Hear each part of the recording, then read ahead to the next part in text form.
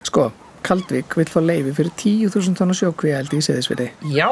Þrátt fyrir mótmæli íbúa og fullkomin ómöguleika þá dreif MAST eitthvað síður út tillögu leyfi í desember 2024. Einmitt, rétt áður en ný ríkisstjórn tók við korter í jól. Frábær tímasetning. En skoðum helstu staðreyndir.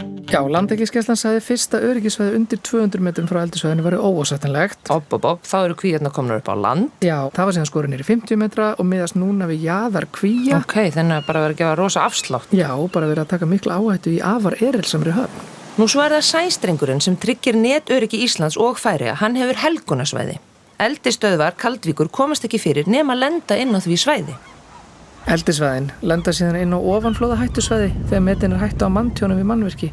En það kann engin stofnun á landinu að meta umhverfis áhættu eða slysasleppingar þó að lög krefist þess. Og ef flóð fellur á kvíar og fjörðurinn fyllist af lúsjetnum strókulagsi þá ber Kaldvík enga ábyrgð, en náttúran, samfélagið og skattgreiðendur bera skaðan. Ósanngjarnt. Nú, Landhelgisgæslan benti síðan á mögulega leifar af ósprengdum tundurduflum á botni fjarðarins. Þetta hefur ekki verið rannsakað. Smá spennufíkn í gangi.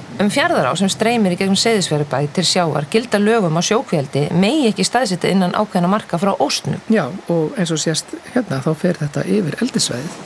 Eldissvæðin skarast líka við stjórnarskrávarin rétt landeigenda til þess að leggja net. Þeir hafa hvorki verið spurðir, né hafa aðild og geti ekki einu sinni kært fyrir en tjónið er orðið. Þeir meiri sér reyndu að leita réttarsins 2023 en var vísa frá. Til að kóróna ruglið þá kveða lög á 150 metra veiðibann frá eignarlandi að eldissvæði. Er ekki orðið alveg augljóst að þetta kemst ekki fyrir? Já, þar hittir naglan á höfuðið. Allt ferlið sýnir að þetta snýst ekki hvort sjókvíaeldi komist fyrir í Seyðisfirði, heldur hvort stjórnvöld séu tilbúin að beygja lög og öryggisreglur fyrir stórfyrirtæki á gríðarlegan fjárhagslegan ávinning undir. Og farum leið gegn vilja almenning sem vill ekki sjá þetta. Sjókvíaeldi rúmast ekki í Seyðisfirði. Nema með pólitískri undanþágu.